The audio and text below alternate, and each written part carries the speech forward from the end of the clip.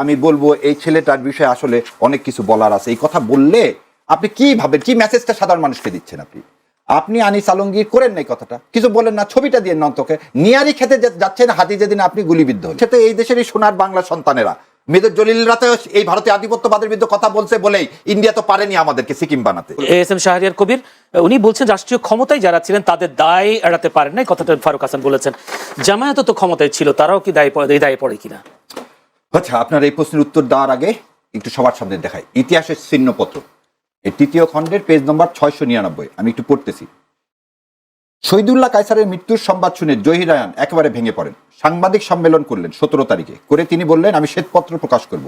বুদ্ধিজীবীদের হত্যার জন্য তিনি আওয়ামী লীগ নেতৃত্বকে দায়ী করেন এবং মুজিবনগর সরকারের সকল গোপন তথ্য ফাঁস করে দিবেন বলেও ঘোষণা করেন।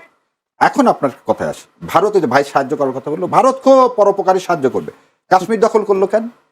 নাগাল্যান্ড মিজোরামবাসী তাদের স্বাধীনতার জন্য ঘোষণা করলেন, আপনি নাগাল্যান্ড মিজোরামের মাটিকে রক্তে লাল করে দিলেন। আপনি হায়দ্রাবাদকে জোরপূর্বক কি করলেন? ভারতের মধ্যে নিয়ে নিলেন। সিকিমকে নিলেন, গোয়াকে নিলেন, 12টা প্রিন্সেস স্টেটকে নিলেন। হঠাৎ আপনার এত ভালোবাসা হয়ে গেল কেন বাংলাদেশকে আপনি স্বাধীন করার জন্য? আচ্ছা বুঝলাম, 16 তারিখে যখন পাকিস্তান সেনারা আত্মসমর্পণ করলেন, আমার তো মুক্তিযোদ্ধারা ছিল, তাদের হাতে তো অস্ত্র ছিল। আপনি প্রতিটা ডিস্ট্রিক্ট, জেলা, ইউনিয়ন পরিষদে কেন ইন্ডিয়ান সেনাবাহিনী পাঠালেন এবং সমস্ত অ্যাডমিনিস্ট্রেশন দখল করে নিলেন, ইনক্লুডিং আমাদের সেক্রেটারিয়েট? ভাই, সত্যকে সত্য মানতে হবে। ভারত চেয়েছিল হায়দ্রাবাদের মতো, কিন্তু ভারত সেটা পেরে ওঠেনি, কারণ আমরা সেটা করে উঠতে দিইনি। সেই জন্যই 22,000 যে জাসদ কর্মী, মানে সেটা এই দেশেরই সোনার বাংলা সন্তানেরা মেজর জলিলরা তো এই ভারতীয় আধিপত্যবাদের বিরুদ্ধে কথা বলছে বলেই ইন্ডিয়া তো পারেনি আমাদেরকে সিকিম বানাতে। আর আপনার কথা এখন আসি, জামাতে ইসলাম বিএনপির সাথে 5 বছরে 2টা মন্ত্রিত্ব ছিল। তার চেয়ে বড় একটা সত্য কথা শুনে, রাইট ইজ ব্লক 91-96 ছিল না, আমরা তো সমর্থন দিচ্ছি, কোনো মন্ত্রিত্ব ছিল না, কোনো এমপিও না হয়নি, কিছু না হয়নি। রাইট ইজ ব্লকে আপনি আবার যাদেরকে রাইট ইজ বলতেছেন, এই রাইট ইজ ব্লকের থিঙ্ক ট্যাঙ্ক বাংলাদেশে একটা বলেন তো? গত 54 বছরে একটা থিঙ্ক ট্যাঙ্ক করতে দাঁড়িয়ে, যেমন সিপিডি। আপনি দেখেন সিপিডি কি দেবব্রতরা করে ফেলে দিছে, ওখানে ডানপন্থী কেউ আছে না। আপনি দুর্নীতির বিষয়ে কি আছে? আপনি যতগুলো থিঙ্ক ট্যাঙ্ক, শাহরিয়ার কবির থেকে শুরু করে মুনতাসির মাহমুদ, আমাদের এটা হচ্ছে আমাদের ব্যর্থতা। এটা আমি বলবো না যে বাংলাদেশ জামাতে ইসলামের ব্যর্থতা, এটা বিএনপির ব্যর্থতা, যে আমরা থিঙ্ক ট্যাঙ্ক করে আজ পর্যন্ত সঠিক ইতিহাস মানুষের গোড় দরায় পৌঁছায় দিতে পারিনি, যেটা সবার কাছে গ্রহণযোগ্য হবে।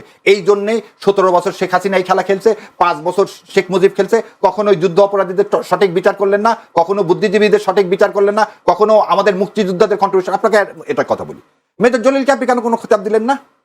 মেজর জলিল একটা সেক্টর কমান্ডার, তিনি, আপনি কর্নেল তাহেরের কথা ধরেন, তাদেরকে কেন আপনি পুরস্কার দিলেন না? জাসদ করায় কি অন্যায় ছিল?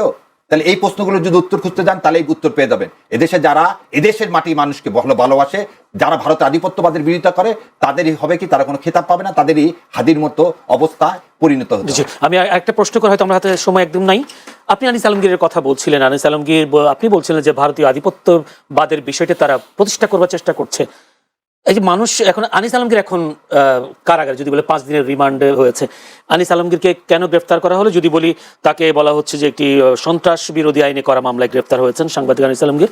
তিনি 5 দিনের রিমান্ডে গেছেন, তিনি আজকে কারাগারে উঠে আবার অজরে কেঁদেছেন, এরকম একটি নিউজও হয়েছে। আপনি এটাকে কিভাবে দেখছেন? কোনো কারণে কারো বক্তব্য বন্ধ করে দেওয়া, নাকি আসলে তার অপরাধ ছিল? প্রথম জিনিস হচ্ছে, আপনার সন্তান যদি গুলিবিদ্ধ হয়, সেটা আপনার সন্তান মানে তো আমারও সন্তান, তাই না ভাই? আমি কি ওই দিন নিহারি খেতে খেতে নিহারি চুষবো আর সেই ছবি দিব? আর আমি বলবো এই ছেলেটার বিষয়ে আসলে অনেক কিছু বলার আছে। এই কথা বললে আপনি কি ভাবেন, কি মেসেজটা সাধারণ মানুষকে দিচ্ছেন? আপনি আনিস আলমগীর করেন নাই কথাটা, কিছু বলেন না, ছবিটা দিয়ে নন্তকে নিহারি খেতে যাচ্ছেন হাতি যেদিন আপনি গুলিবিদ্ধ হলেন। দ্বিতীয় কথা, জেস মিল বলছে, স্বাধীনতাকে এনজয় করতে গেলে, স্বাধীনতা মানে এই যে আমরা এখানে আসতে আমি আপনাকে মেরে যাবো, এটা না। এটা মানে স্বাধীনতা না, স্বাধীনতা শুড বি লিমিটেড। আপনি এই দেশকে ধারণ করতেছেন, আপনি 36শে জুলাই হাজার হাজার আমার সন্তানদের শহীদ, সেই আত্মাকে আপনি কি কোনোভাবে বিশ্রদ্ধা করতে পারেন? আর আজকে আনিস আলমগীর সাহেবের একটা স্টেটমেন্ট দেখান তো আপনি, যে ওই সেদিন আমি ইয়াকেও জিজ্ঞাসা করছিলাম, তুষার সাহেবকেও জিজ্ঞাসা করছিলাম, আচ্ছা জয়কে নিয়ে আপনি ইন্টারভিউ করছেন, একবার কেন জিজ্ঞাসা করলেন না জয়ের মা 13 সালের ইলেকশন কেন এমন করলো, 18 সালের ইলেকশন কেন এমন করলো? আপনি তো সেই প্রশ্ন জিজ্ঞাসা করেননি। আপনি গদগদ হয়ে তাকে কি বানাতে চাইলেন? আপনি বাংলাদেশের আইটি সেক্টরের মহানায়ক, সেই বিপ্লবের ধারাকায় আপনারা এই প্রশ্ন করলেন কেন? কেন আপনারা তাবেদার, আপনাদের কোনো মেরুদণ্ড নাই, এবং মেরুদণ্ডহীন লোক আপনারা করেন কি, ইন্ডিয়া ওপারে যা বলে সেই টাকা পেয়ে যা বলতে বলে এদেশের মিডিয়াতে আপনারা তাই বলেন এবং তাই করতেছে। আনিস আলমগীর তুষারদের একটা নির্দিষ্ট এজেন্ডার বাইরে তারা কখনো কথা বলে না, তারা বড় বড় কথা বলে। তাহলে আমার প্রশ্ন, তারা একদিনও কেন গত 17 বছর জেল খাটলো না? আয়নাঘর তো অনেক দূরের কথা। তারা একদিন ওখানে এই যে একজনের নাম কি আলম জানি না, উনি হঠাৎ করে আমেরিকা থেকে এসে কি হঠাৎ করে তিনি কখন কোন দল, যে উনি বলছিলেন 12 সালে জাতীয়তাবাদের দাফন হয়ে গেছে, কাফন হয়ে গেছে, সে আজকে বিশাল জাতীয়তাবাদী। কিন্তু জাতীয়বাদী আবার ফাঁক ফোকর দিয়ে আবার কি করেন, কোনোভাবে আওয়ামী লীগকে ইনক্লুসিভ করা যায় কিনা। মানে এই লোকগুলোকে তো আপনি নিয়ে আসছেন পার্টিকুলার পারপাসে রে ভাই, কিন্তু আমাদের দুই ভাইয়ের মধ্যে তো কথা হচ্ছে না। আমরা তো এবং আপনারা দেখেন, আমরা যারা এই ভারতীয় আধিপত্যবাদের বিরুদ্ধে যাব, মিডিয়া হাউসগুলো তাদেরকে আস্তে আস্তে কমায় দিবে। যারা এরকম আগ্রাসী কথা বলবে, সত্য কথা বলবে, তাদেরকে মিডিয়া হাউস জায়গা দিবে না। মিডিয়া হাউস কাকে জায়গা দিবে? যারা কম্প্রোমাইজ করে কথা বলবে। কিন্তু আপনার কাছে সেলুট, আপনারা আমাকে ডাকতেছেন, আমরা বলতে পারতেছি, সেই জন্য এই আপনার চ্যানেলকে বিশেষ করে আমার অন্তরের অন্তঃস্থল থেকে আমি ধন্যবাদ জানাই। বিজয় দিবস, বুদ্ধিজীবী দিবস, এই যে কাছাকাছি সময়টা, আমার প্রশ্ন আপনার কাছে, আপনি একজন রাজনীতিবিদ, স্বাধীনতা 54 বছরে এসে বিজয় দিবস, মুক্তিযুদ্ধ নিয়ে নানা বিতর্ক উঠছে। জাতি হিসেবে আমরা নিজেরা যখন গর্ববোধ করতাম যে স্বাধীন জাতি হিসেবে, কিন্তু এসব বিতর্ক আমরা নিজেরা নিজেদেরকে ছোট করছি কিনা, বা বিজয় বিতর্কগুলোকে আসলে সামনে নিয়ে এসে আমরা আসলে কি করছি আসলে? ধন্যবাদ আপনাকে। আসলে দেখেন, ইতিহাস যে বিকৃতি, এই ইতিহাস বিকৃতি কিন্তু আজকে হচ্ছে বা কালকে হচ্ছে বিষয়টা এমন নয়। ইতিহাস বিকৃতি স্বাধীনতার পর থেকে এই 54 বছরে যে দল যখনই ক্ষমতায় আসছে তারা কিন্তু তাদের মতো করে করেছে, যে দল যখনই পাওয়ারে বসছে তারা কিন্তু তাদের মতো করে ইতিহাসটাকে রচনা করেছে। এই যে ইতিহাস বিকৃতির একটা সিলসিলা, এই সিলসিলা থেকে বাংলাদেশের প্রতিষ্ঠিত কোনো রাজনৈতিক দল বাইরে নেই, প্রত্যেকটা দল।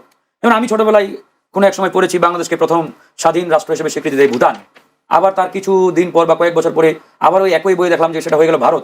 এই যে নানা সময়ে নানা ধরেন যে আপনার পরিবেশে ইতিহাস বিকৃতির যে চর্চা, এই চর্চা তো প্রত্যেকটা রাজনৈতিক দলই করেছে, কোনো দল কি বাদ আছে? নাই।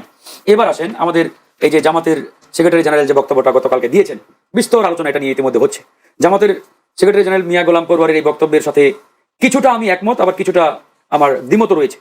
যেমন ধরেন 1971 সালে মহান মুক্তিযুদ্ধে ভারত আমাদের সহযোগিতা করে নাই, এটা সত্য নয়, এটা সত্য নয়, এটা মিথ্যা কথা।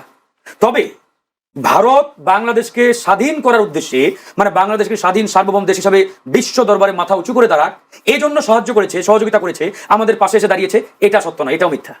মানে ভারত চেয়েছিল যে বাংলাদেশ পশ্চিম পাকিস্তান থেকে কাট অফ হয়ে যাক, মানে আলাদা হয়ে যাক, কিন্তু বাংলাদেশ একটি স্বাধীন সার্বভৌম দেশ হিসেবে প্রতিষ্ঠিত হোক, বিশ্ব দরবারে মাথা উঁচু করে দাঁড়াক, গর্বের সহিত দাঁড়াক, এটা আবার ইন্ডিয়া চাই নাই। ইন্ডিয়া চেয়েছে কি, শুধুমাত্র এই যে আমাদের নারের যে টানটা আছে না, মানে এই যে পূর্ব পাকিস্তান পশ্চিম পাকিস্তান মাঝখানে 1500 কিলোমিটার, জাস্ট এই 1500 কিলোমিটারটাকে কাট অফ, যে তোমরা আলাদা ওরা আলাদা। সেখানে একটু বলি, এটা ক্লিয়ার না করলে ভাই ভুল ইনফরমেশন যাবে।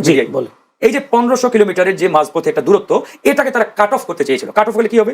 বাংলাদেশকে তারা ভারতের পেটে নিয়ে নিবে। এবার আসেন স্বাধীনতা মানেটা কি? সংযুক্ত করে দিই, আপনার কি তাহলে পাকিস্তান আমাদের শোষণ করে নাই? না, অফকোর্স করেছে, অফকোর্স 100%। এখন আসেন, এই যে আমরা বারবার বলার চেষ্টা করছি পাকিস্তান আমাদের কতদিন শোষণ করেছে? 24 ইয়ার্স, 24 বছর। আর ইন্ডিয়া আমাদের কতদিন শোষণ করেছে?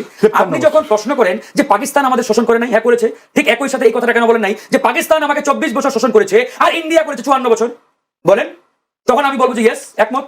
কিন্তু আপনি কি বলেন যে পাকিস্তান আমাকে শোষণ করেছে আর ইন্ডিয়া আমাকে মানে বাহবা দিয়েছে? এটা তো নয় ভাই। এটা যদি হয়, আমি বলি, একটা শেষ করে দিই, এই 54 বছর তার মুক্তিযুদ্ধের সরকার ক্ষমতায় ছিল না। না, এটা মুক্তিযুদ্ধের সরকার থাকা না থাকা তো ম্যাটার না।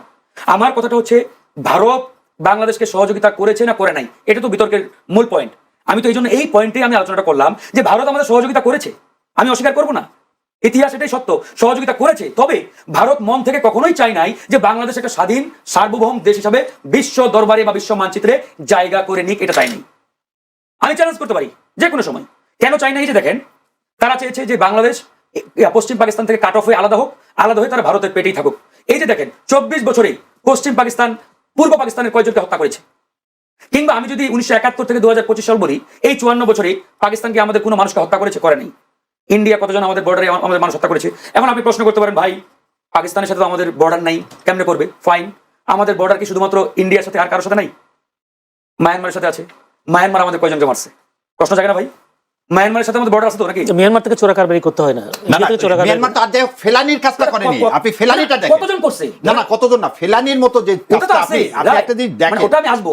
ফেলানির মতো ধরুন যে মানে গুলি করে পাখির মতো হত্যা করে ওই যে কাটাতারি ঘন্টার পরে ঘন্টা ঝুলাই রাখেন 15 বছরের কিশোরীকে। তো এরকম ঘটনা অনেক আছে। হ্যাঁ, আমরা যদি ইতিহাসের পাতা উল্টাই, ইতিহাস কিন্তু ভাই পরতে পরতে ছড়িয়ে ছিটিয়ে এভাবে রয়েছে। আজকে যদি আপনি লাভ ক্ষতির জায়গায় আসেন, পাকিস্তান আমাদের ক্ষতি করেছে, আমাদের শোষণ করেছে, লুট করেছে, কোনোটাই অস্বীকার করবো না আমরা। কিন্তু পাকিস্তান 24 বছরে যা করেছে, ইন্ডিয়া ওই 1971 পরে 3 বছরে তার থেকে কয়েক গুণ বেশি করেছে। 3 বছরে আর এই 54 বছরের ইতিহাস নিয়ে যদি আপনি বসতে যান তাহলে ওই ইতিহাসের পাতা শেষ হয়ে যাবে। আপনি ওই জায়গায় পারবেন না তো। 57 জন আর্মি অফিসারকে এটাই তো বললাম। ইন্ডিয়া আমার দেশে একটা স্বাধীন দেশে এটা তো ইন্ডিয়া এসে এটা করলো কিভাবে 2009 সালে? 9 সালের ঘটনা ভাই। আমি 1971 থেকে আপনি 73 সালের কথা বলছি। জিয়া রহমান তো হ্যাঁ। তালপট্টি দিতে চায়নি, আপনি জিয়া রহমানকে হত্যা করলেন কিভাবে? যাই হোক, এরকম ইতিহাসের পাতায় এরকম সত্য ইতিহাস এখনো লুকিয়ে। আমাদের ব্যর্থতা আসলে কোথায়?